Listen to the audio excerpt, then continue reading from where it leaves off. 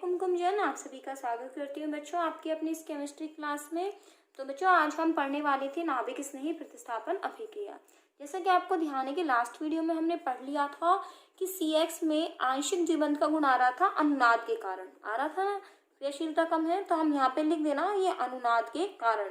क्योंकि मैंने पिछली वाली वीडियो में आपको पूरा एक्सप्लेनेशन इसका कर दिया था कि किस तरह से ऐसा होगा, तो वहां से एक बार आप पार्ट 14 में देख लीजिएगा। बाकी डिस्क्रिप्शन में मैं आपको पूरी चैप्टर की प्लेलिस्ट जो है वो लिंक प्रोवाइड करा दूंगी, जहां पार्ट 14 में आपको इसका आंसर वापस से रिमाइंड हो जाएगा। ठीक है स्टूडेंट्स, चलिए अब यहाँ से हम आपको करके दिखा देते हैं कि नाभिक स्नेह प्रतिस्थापन फिर भी अगर हमें करनी है तो ये कैसे होंगी। तो यहाँ से हम आपको बता दें कि ये अपने पास क्या है, बेंजीन वाला है, हमने रिएक्शन करा दी OH माइनस से। ठीक है, ये नाभिक स्नेही है और यहाँ पर हमने NaOH ले लो चाहे जलीय NaHCO3 ले लो, ये इसकी उपस्थिति में अभिक्रिया कराई जा रही है। अब होगा क्या बच्चों, ये रिएक्शन में आसानी से तो होगा नहीं। जब आसानी से बंध नहीं टूटेगा तो रिएक्शन कैसी होगी, हाई टेम्परेचर पर होगी। जब ये रिएक्शन हाई टेम्परेचर पर होगी तो ये बॉन्ड आसानी से टूट जाएगा और यहाँ पे क्या जुड़ जाएगा, OH जुड़ जाएगा। ठीक है, लेकिन हम यहाँ पे आगे अभिक्रिया अगर देखें, यहाँ पर टेम्परेचर हम बहुत ज्यादा करते बच्चों तभी होगी रिएक्शन। लेकिन अगर मान लीजिए ये यहाँ पर अभिक्रिया में हमने क्या करा, यहाँ पर लगा दिया NO2 समूह। अब NO2 समूह करेगा क्या बच्चों, अब देखिए यहाँ से खेल क्या होगा। NO2 का प्रभाव कैसा होता है बच्चों, -I प्रभाव, अर्थात इसमें से इलेक्ट्रॉन खींचेगा। जैसे ही इलेक्ट्रॉन खींचेगा तो यहाँ पर अभिक्रिया जो संपन्न हो जाती है 400 केल्विन। एक चीज और बता दूं, चाहे तो आप ऐसा कर लीजिए समझने के लिए, यहाँ से इसको हटा ही दीजिए ताकि हम और अच्छे से कर पाए, और यहाँ लिख दीजिए नो रिएक्शन, अर्थात कोई अभिक्रिया नहीं होती है, क्योंकि हमने टेम्परेचर डिफाइन नहीं किया है यहाँ से, तो नो रिएक्शन आप यहाँ से दिखा दीजिए। अब 400 केल्विन पर वही NaOH की उपस्थिति में हम करा रहे हैं। क्योंकि अब मैंने आपसे एक चीज याद होगी, मैंने आपसे कहा था कि ये तभी रिएक्शन पॉसिबल हो सकती है अगर इस बेंजीन वाले से इलेक्ट्रॉन निकाल ली जाए, क्योंकि ये क्या है OH माइनस, अर्थात इसके पास इलेक्ट्रॉन है। तो ये तब जाएगा जब इससे इलेक्ट्रॉन निकल जाएंगे। तो ये NO2 इसको गरीब करने आया इलेक्ट्रॉन से, इलेक्ट्रॉन खींचने आया। जैसे इलेक्ट्रॉन यहाँ से ये क्या करेगा बच्चों, खींचने लगेगा इलेक्ट्रॉन। तो बच्चों यहाँ से देखिए, इसने इलेक्ट्रॉन खींचे 400 केल्विन पर, यहाँ Cl हटा और OH आ गया। और देखिए अब होगा क्या यहाँ से, और हम क्या करने वाले हैं यहाँ से, और हम यहाँ से NO2 लगा के इलेक्ट्रॉन खींचने वाले हैं। ये देखिए, ये इलेक्ट्रॉन खींच दिए, ये इसने इलेक्ट्रॉन खींच दिए। जैसे इलेक्ट्रॉन खींच दिए ये OH माइनस फिर आया। अब यहाँ पे टेम्परेचर कितना रह गया, मात्र ये यहाँ पर टेम्परेचर रह गया 370 केल्विन। कितना रह गया, 370 केल्विन। इसने इलेक्ट्रॉन खींच के और गरीब बना दिया। वही रिएक्शन NaHCO3 जलीय NaHCO3 की उपस्थिति में होती है, और वही यहाँ क्या जुड़ गया, NO2। तो मैंने आपसे कहा ही था कि इलेक्ट्रॉन जैसे जैसे खींच लिए जाएंगे वैसे वैसे अभिक्रिया यहाँ से आसान होती जाएगी। और देखिए यहाँ से अब हमने तीसरी स्थिति कर दी, यहाँ से ये NO2, ये NO2 और ये NO2, मतलब तीनों स्थितियां लगा दी, पूरा जोर लगा दिया कि NO2 ने यहाँ से इलेक्ट्रॉन खींच लिए। अब यहाँ से होगा क्या बच्चों, यहाँ से OH माइनस यहाँ से जैसे अटैक करता है तो ये रिएक्शन मात्र 300 केल्विन पर हो जाती है।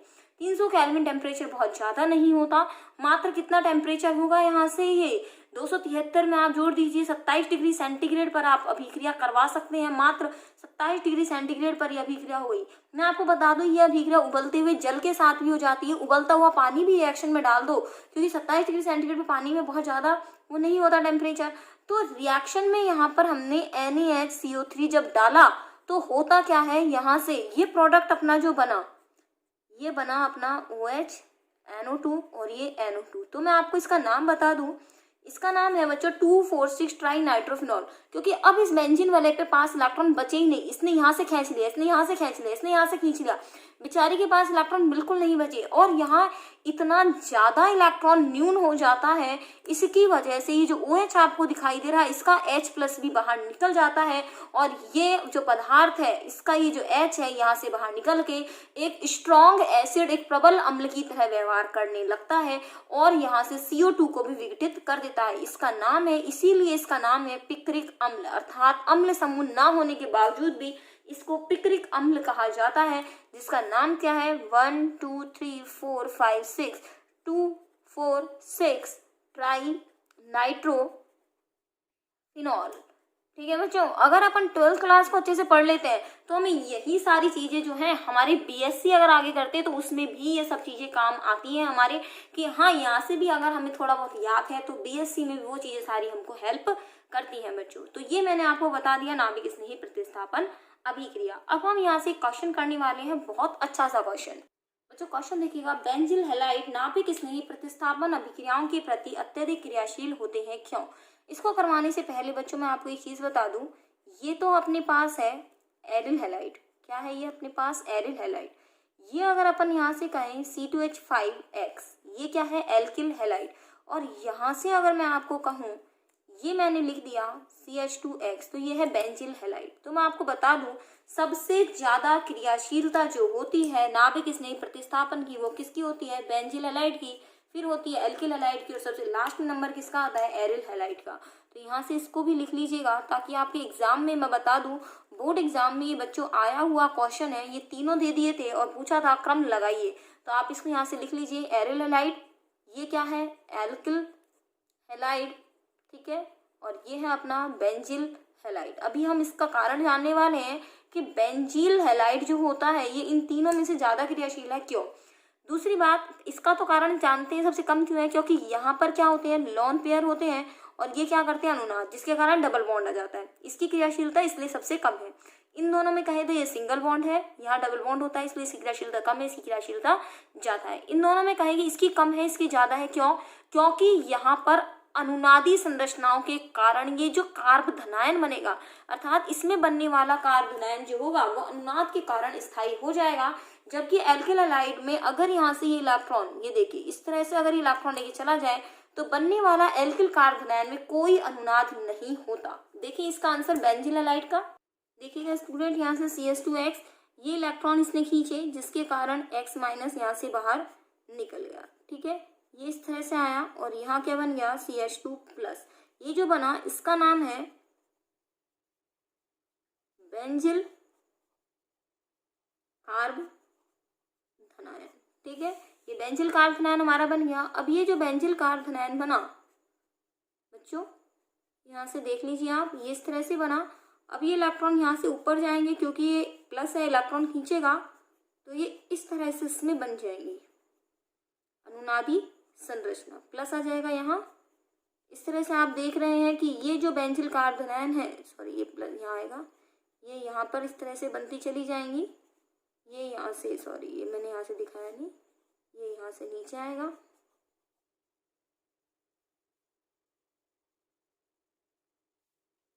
हाँ थोड़ा सा मिस्टेक हो गया बच्चों, ये यहाँ से कुछ भी नहीं है अपना, है ना, ये यहाँ पे आया, और इसके बाद ये यहाँ से आएगा, इसको इग्नोर कीजिएगा बच्चों, ये कुछ भी नहीं है अपने पास यहाँ से, ठीक है, ये अपना आ गया, और लास्ट में अपना बन गया ये। तो अनुनादी संरचना कितनी बन गई बच्चों? 5। तो हम यहाँ से सीधे आंसर कह सकते हैं कि बेंजील कार्ब धनायन में अनुनाद के कारण यह स्थायी हो जाता है, अतः क्रियाशीलता अधिक है। तो यहाँ से स्टूडेंट्स देख लीजिए मैंने आंसर लिख दिया है यहाँ से। अब अपना जो नेक्स्ट टॉपिक है बच्चों वो है अपना फ्रीऑन, देख लेते हैं बच्चों उसे हम।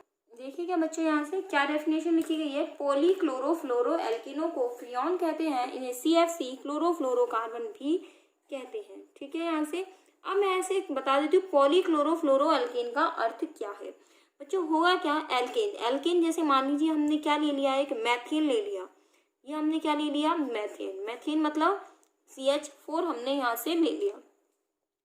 क्लोरीन और फ्लोरीन इसके साथ जुड़े अगर होंगे, जैसे मान लीजिए ये मैंने लिखा, इस हाइड्रोजन से मैंने एक तो फ्लोरीन जोड़ दिया और 3 क्या जोड़ दिए, क्लोरीन जोड़ दिए। तो अब फॉर डेफिनेशन देखिए, पॉलीक्लोरो अर्थात पॉलीक्लोरो का मतलब हो गया एक से अधिक क्लोरीन और फ्लोरीन की संख्या, तो क्लोरीन भी है और फ्लोरीन भी है, और ये मैथेन से बने इसलिए क्या बोला, इन्हें पॉलीक्लोरोफ्लोरो एल्केन कहा। तो मैथेन में एक हाइड्रोजन हटा दिया हमने, हाइड्रोजन को क्लोरीन और फ्लोरीन से रिप्लेस कर दिया, तो सूत्र बना CCl3F अर्थात CFC क्लोरोफ्लोरोकार्बन, अर्थात ये तो क्लोरीन हो गया, ये फ्लोरीन हो गया और ये कार्बन, क्लोरीन फ्लोरीन और ये कार्बन, CFC, ठीक है, समझ में आ गया आपको। CFC क्या है, क्लोरीन भी है, फ्लोरीन भी और कार्बन भी है। अब यहाँ से हम देख लेते हैं कि इसकी बनाने की विधियां किस तरह से होंगी, एक बना के दिखा देते हैं यहाँ से। जैसे मान लीजिए यहाँ से हमने ले लिया CCl4 रिएक्शन करा दी हमने HF से, किसकी उपस्थिति में करा दी, एंटीमनी पेंटाक्लोराइड। तो एक क्लोरीन यहाँ से हटाएंगे आप तो क्या बन जाएगा CCl3F और साथ में क्या बन जाएगा HCl। इसका नाम दिया गया है बच्चों फ्रियोन 11। अभी आपको समझ नहीं आएगा कि फ्रियोन 11 कैसे दिया हमने नाम, अब आपको सिखाएंगे हम कि किस तरह से तो नाम देने हैं, किस तरह से इनको 11, 12, 13 नाम देना है। तैयार है आप इस चीज के लिए, कैसे हमको सीखना है फ्रियोन 11। ठीक है बच्चों, यहाँ से देखिए बच्चों हम फ्रियोन 11 का सूत्र लिखना सीख रहे हैं। अब पहली बात तो एक चीज डिसाइड कर लीजिएगा, अगर फ्रियोन में कितने अंक हैं 2, तो इसके अंदर कार्बन की संख्या आपको कितनी लेनी है, 1 लेनी है। कार्बन की संख्या कितनी लोगे, 1 लोगे। ठीक है, कार्बन की संख्या हमने कितनी ले ली, 1 ले ली। अब एक कार्बन की कितनी संयोजकता होती है बच्चों, 4 संयोजकताएं होती है, 1 2 3 4 लगा दिया। अब इसके अंदर देखो पीछे वाला जो नंबर होगा, ये पीछे वाला नंबर है, इस नंबर को ये फ्लोरीन की संख्या को बताता है। किसको बताता है, फ्लोरीन की संख्या। तो इसके अंदर कितनी फ्लोरीन है, यहाँ से यहाँ हमारे पास 1 फ्लोरीन है। कितनी है, 1 फ्लोरीन। और बाकी जितनी संयोजकताएं बच जाए उस पर क्या लगा दोगे आप, Cl लगा दोगे। तो सूत्र क्या बन गया बच्चों, CCl3F। ठीक है, तो यहाँ से आपको सूत्र में कैसे पता चला, कार्बन की संख्या अगर 1 है तो यहाँ पर ये 2 अंक का बनेगा। पहली बात ये ध्यान रखिएगा। अब फ्रियोन 12 लिखने की कोशिश करें हम। देखिए स्टूडेंट, फ्रियोन 11 मैंने कहा अगर अंक 2 हैं तो कार्बन की संख्या क्या रहेगी बच्चों, कार्बन की संख्या 1 रहेगी। कितनी रहेगी, 1 रहेगी। तो 1 कार्बन और यहाँ से ये लगा दी हमने 4 संयोजकताएं। पीछे नंबर कितना है, 2, अर्थात फ्लोरीन कितने आएंगे बच्चों, 2 आएंगे। बाकी बची हुई संयोजकता पे क्या आ जाएगा, क्लोरीन आ जाएगा। सूत्र क्या बना, CCl2F2। क्लियर हुआ। अब देखिए यहाँ से हमारे पास आ गया फ्रियोन 13। कितना आया, फ्रियोन 13। वही कार्बन की संख्या कितनी आएगी, 1 आएगी, क्योंकि कितने अंक का है, 2 अंक का है। तो कार्बन की संख्या कितनी आएगी, 1 आएगी। तो यहाँ से आपने इस तरह से लगाया, पीछे अंक कितना है, 3, तो फ्लोरीन कितने लगा देंगे आप, 3 लगा देंगे। बाकी पे क्या लगा देगा, Cl। तो नाम क्या बन गया, CFCl3। ठीक है, तो ये बन गया फ्रियोन 13। ठीक है बच्चों, यहाँ से आपके पास सॉरी CF3Cl हो गया, CFCl3 लिख दिया। C कितना Cl है, 1 और F कितने हैं, 3। ठीक है, चलिए अब अपन लिखते हैं यहाँ से अधिक अंक का फ्रियोन। तो फ्रियोन सबसे पहले मैंने लिखा 111। कितना लिखा, 111। 3 अंक का आ जाए तो कार्बन की संख्या हमें कितनी रखनी है बच्चों, 2 रखनी है। कार्बन की संख्या कितनी रखनी है, 2। तो ये 2 कार्बन लगा दिए। संयोजकता देखिए यहाँ से, एक कार्बन की 4, दूसरे कार्बन की 4। पीछे अंक कितना है, 1, अर्थात फ्लोरीन कितना लगेगा, 1। बाकी संयोजकता किससे पूरी कर दोगे, Cl से पूरी कर दोगे। अब एक Cl है, क्लोरीन कितने हैं, 1 2 3 4 5, अर्थात Cl3। F कितना है, 1, तो CCl3F। क्लियर हुआ आपको। नेक्स्ट देखिए बच्चों, यहाँ से नेक्स्ट है अपना फ्रियोन 112। ठीक है, फ्री अंक कितने आएंगे, कार्बन कितने आएंगे, यहाँ से 3 आएंगे, यहाँ से। ठीक है, सॉरी कार्बन कितने आएंगे, 2। तो यहाँ से हमने वही 2 कार्बन लिखे, संयोजकता पूरी करनी है। यहाँ से कितना है, ये 2 है, अर्थात फ्लोरीन कितने आएंगे, 2 आएंगे। और यहाँ से आगे क्या लिख दोगे, Cl लिख दोगे। तो 1 2 3 4, अर्थात CCl4F2 बन जाएगा। समझ में आया आपको। अब यहाँ से आपके लिए क्वेश्चन है, फ्रियोन 113 का सूत्र आप लिख के बताएंगे कि फ्रियोन 113 और फ्रियोन 114 का सूत्र क्या बनेगा। ठीक है, अब हम उल्टा रिवर्स करते हैं यहाँ से बच्चों। अब रिवर्स कीजिएगा, मैंने यहाँ लिख दिया CF2Cl2। ठीक है, अब हम लिखेंगे इसमें कितने कितने के अंक हैं, C2F3Cl3। ठीक है, और हमने ले लिया यहाँ से CFCl3 और एक और ले लीजिए यहाँ से, हमने ले लिया C2FCl5। अब आपको लिखना है यहाँ से ये कौन सा फ्रियोन है, नंबर लिखना है। अब यहाँ से हम उल्टा चलते हैं, कार्बन कितने हैं, यहाँ से 1 है, अर्थात जब कार्बन की संख्या 1 हो तो फ्रियोन कितने अंक का होगा, 1 अंक का होगा। ठीक है, तो 1 1 दोनों में लिख दिया, क्योंकि यहाँ भी कार्बन कितने हैं, यहाँ कार्बन कितने हैं, 2, और यहाँ कितने हैं, 2। तो यहाँ पर क्या लिख दीजिए, 11 11 लिख दीजिए। समझ आई आपको बात। अगर कार्बन की संख्या 1 है तो 1 1 लिख दीजिए, कार्बन की संख्या 2 है तो 11 लिख दीजिए। अब फ्लोरीन देखिए कितने फ्लोरीन है, 2, तो 2 आ जाएगा। फ्लोरीन कितना, 1, तो 1 आ जाएगा। फ्लोरीन कितने हैं, 3, तो 3 आ जाएगा। फ्लोरीन कितना, 1, तो 1 आ जाएगा। अर्थात फ्रियोन 111, फ्रियोन 113, फ्रियोन 112, फ्रियोन 11। इस तरह से मैंने आपको फ्रियोन को समझाया है बच्चों। कोशिश की है। आप यहाँ से फ्रीऑन को अच्छे से याद रख पाएंगे। अब थोड़ा थ्योरेटिकल है बच्चों, उस चीज को हम यहाँ से देख लेते हैं। एक बार देख लीजिएगा बच्चों, यहाँ से देखते हैं हम यहाँ से आगे। फ्रीऑन की यूज देख लीजिए बच्चों। इतना तो आप जानते हैं कि फ्रिज में कौन सी गैस होती है, रेफ्रिजरेटर में फ्रीऑन गैस ही होती है जो फ्रिज को, एयर कंडीशनर को ठंडा रखती है। ठीक है, फ्रीऑन का पर्यावरण पे क्या प्रभाव होता है इसको मैं शॉर्ट में बता देती हूँ। आप इतना जानते हैं हमारी वायुमंडल में चारों ओर कौन सी गैस होती है, ओजोन गैस होती है। ठीक है, अब ये फ्रीऑन, ये ओजोन गैस काम क्या करती है, ये ओजोन गैस पराबैंगनी किरणों से हमारी रक्षा करती है। ओजोन गैस इन पराबैंगनी विकिरणों क्या करती है, अवशोषित कर लेती है। इन पराबैंगनी विकिरणों को जब ये अवशोषित कर लेती है तो हमारे तरफ तक ये नहीं आ पाती। अब होता क्या है कि ये जो फ्रीऑन्स जो होते हैं ये ओजोन परत को क्या करने लगते हैं, क्षति पहुंचाते हैं और इस ओजोन परत को नष्ट करने लगते हैं। इस ओजोन परत को क्या करते हैं, नष्ट। अगर फ्रीऑन ओजोन परत को नष्ट कर देगा तो ये पराबैंगनी किरणें कहाँ जाएंगी, धरती तक आ जाएंगी, और ये धरती का जाएंगी तो हमारे शरीर पर पड़ेंगी, और हमारे शरीर पर पड़ेंगी तो देखिए क्या लिखा हुआ है, त्वचा कैंसर में वृद्धि होती है, पौधों को क्षति होगी, समुद्र का प्रकाश क्षेत्र में प्लैंकटन मतलब वहां से जो जीव जंतु रहने वाले हैं, शैवाल वगैरह हैं, उनको दिक्कत होगी, आंखों में मोतियाबिंद की बीमारी होगी, प्रतिरोधक क्षमता मानव की कम हो जाएगी, अर्थात रोगों से लड़ने की क्षमता कम हो जाएगी।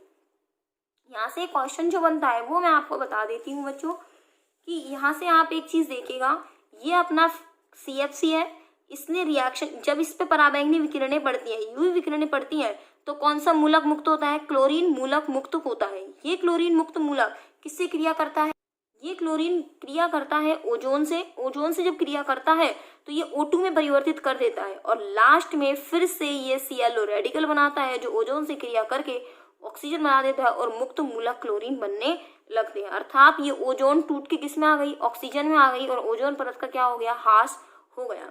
आपको मैं एक चीज बता दूं, बहुत ज्यादा पर्यावरण की ओर सोचने वाली चीज है कि ये मात्र एक क्लोरीन परमाणु जो होता है, आप देख भी रहे हो, 1,00,000 ओजोन अणुओं को नष्ट कर देता है। मतलब ये सिंगल एक क्लोरीन परमाणु कितनों को नष्ट कर देता है, 1,00,000 ओजोन अणु, 1,00,000 ओजोन के अणु को नष्ट कर देता है, जिसके कारण डायरेक्ट ये जो हमारी पराबैंगनी किरणें हैं जो हमारी धरती पर आती हैं और हमें नुकसान पहुंचा रही हैं। इसीलिए ओजोन परत को बचाने की जरूरत है और ओजोन संरक्षण दिवस मनाया जाता है। 16 सितंबर को ओजोन दिवस भी मनाया जा रहा है और पूरी जग में मतलब पर्यावरण को बचाने के लिए अपील की जा रही है बच्चों। तो आपने देखा कि फ्रीऑन कितना खतरनाक है, कितना हानिकारक है। कम से कम फ्रीऑन गैस का यूज हो, यही इसी के लिए आगे वैज्ञानिक भी काम कर रहे हैं। ठीक है बच्चों, तो यहाँ से मैंने आपको शॉर्ट में फ्रीऑन का हमारे पर्यावरण पे क्या प्रभाव पड़ रहा है इसको समझाने की कोशिश की है। बच्चों नेक्स्ट अपना जो है DDT है उसको समझते हैं। बच्चों देखिए, डाइक्लोरो डाइफेनिल ट्राइक्लोरोएथीन, ये DDT का पूरा नाम है। कैसे बनता है इसको देख लेते हैं हम यहाँ से। ये अपना क्या है बच्चों, ये क्लोरोबेंजीन है हमारे पास। ये दोनों सूत्र हमने क्लोरोबेंजीन के लिख लिए हैं, आपको दिखाई दे रहे हैं। ये हाइड्रोजन इसके लिख लिया हमने। रिएक्शन किससे कर रहे हैं हम, यहाँ से क्लोरल की अभिक्रिया करेंगे। किसकी करेंगे, क्लोरल। क्लोरल का जो सूत्र होता है बच्चों, चलो मैं नीचे लिख देती हूँ। क्लोरल का सूत्र होता है CCl3CHO। कैसे लिखना है CCl3CHO को, ये C, ये 3 Cl मैंने लिख दिया इस तरह से, ये वाला CCl3 इस तरह से लिख दिया, बच गया CHO, अर्थात CHO को इस तरह से लिखना है ताकि H2O को बाहर निकाला जा सके। लिख दिया। यहाँ से आप इस H2O को बाहर निकाल दीजिए। ठीक, रिएक्शन किसकी उपस्थिति में होगी बच्चों, सांद्र H2SO4 की उपस्थिति में अभिक्रिया होगी। H2O यहाँ से बाहर निकल गया, जो बच गया उसको लिख देते हैं यहाँ से, ये Cl है, यहाँ से ये Cl है बच्चों। आगे यहाँ से ये 2 बॉन्ड है, ये वाले इसका और इसका बॉन्ड, रिएक्शन जुड़ा गया किससे, इस कार्बन से, ये H आ गया, ये C और ये C। चलिए अब मैं आपको इसका नाम बता देती हूँ कैसे पढ़ा। ये 2 क्लोरीन है, कौन कौन सी पोजीशन पे, पैरा पोजीशन, ये इसकी पैरा पोजीशन है। तो आप चाहें तो इसको ऐसे भी लिख सकते हो, पैरा डैश, एक पोजीशन को पैरा और दूसरी पोजीशन को पैरा डैश, सॉरी यहाँ पे इसे कॉमन लग जाएगा, पैरा डैश। फिर आगे क्लोरीन कितने हैं, 2, डाई क्लोरो। ये बेंजीन वाला कितनी है, 2, तो इसको हमने क्या लिख दिया, डाई फेनिल। ठीक है, अब इसके बाद ये आप इसकी संरचना मुक्त कर सकते हो। क्लोरीन कितने हैं, 3, तो नाम क्या लेंगे आप यहाँ से, ट्राई क्लोरो, फिर इसके बाद कार्बन कितने हैं 2, तो नाम आ जाएगा एथेन। ठीक है, क्योंकि 2 कार्बन को एथेन, तो ये अपनी मुख्य श्रृंखला थी इसमें, और बाकी इसकी क्या थी, प्रतिस्थापी।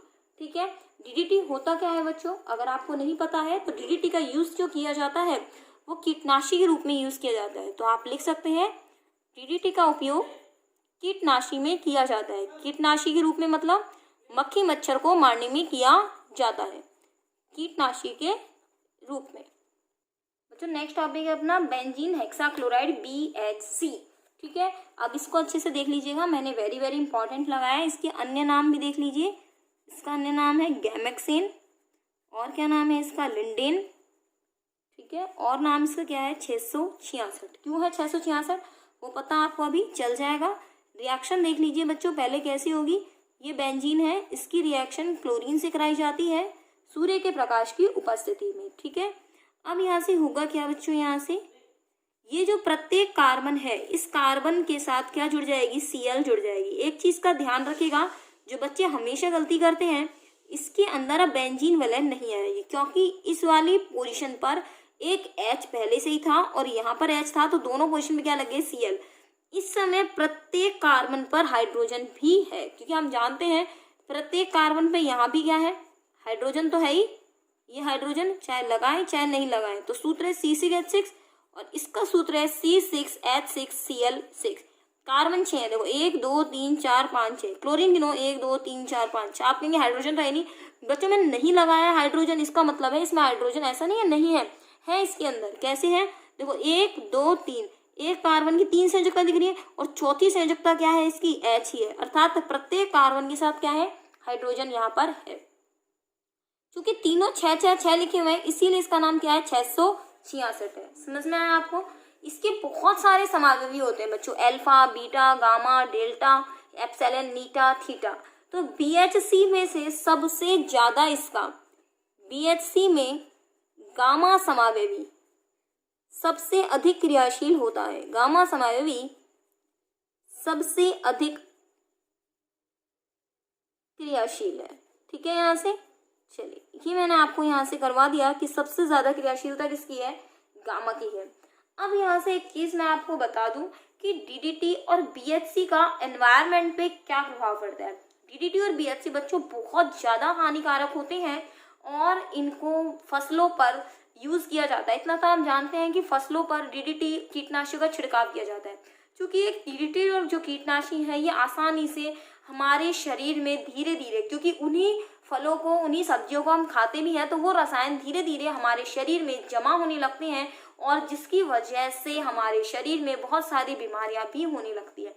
इसलिए DDT का उपयोग जो है वो भी बंद कर दिया गया था और मृदा प्रदूषण भी इससे होता है। BHC का यूज जो होता है वो मिट्टी में, इसको का उपयोग कुछ भाग मिट्टी में और 12 से 30% भाग जो वाष्पित होकर वातावरण में फैल जाता है और फिर से बारिश के साथ ये हमारे धरती पर वापस आता है। तो मैं आपसे कह दूं BHC और DDT का मेन यूज जो है वो कीटनाशी के रूप में किया जाता है, लेकिन इसका मानव के ऊपर बहुत ज्यादा विपरीत प्रभाव पड़ रहा है। तो बच्चों यहाँ से ये चैप्टर जो है वो आपका ऑलमोस्ट फिनिश हो गया है। इसके कुछ क्वेश्चन आंसर हैं जो आपको मैं लास्ट वीडियो में करा दूंगी। अब ये चैप्टर जो है वो आपका यहाँ पर समाप्त होता है। क्वेश्चन आंसर की बच्चों एक नई वीडियो अपन बनाएंगे जिसके अंदर हम केवल उन क्वेश्चन आंसर की बात करेंगे जो बोर्ड एग्जाम्स में आती है। तो इंतजार कीजिएगा अपनी इस वीडियो का जो आपके पास पहुंचेगी जल्दी ही। ठीक है बच्चों, चलिए मिलते हैं अपन नेक्स्ट वीडियो के साथ, नए चैप्टर के साथ मिलेंगे। इसका हम बोर्ड एग्जाम के हिसाब से कौन कौन से एग्जाम में क्वेश्चन आए हुए हैं वो भी मैं आपको जरूर सॉल्व करवा दूंगी बच्चों। तब तक के लिए धन्यवाद।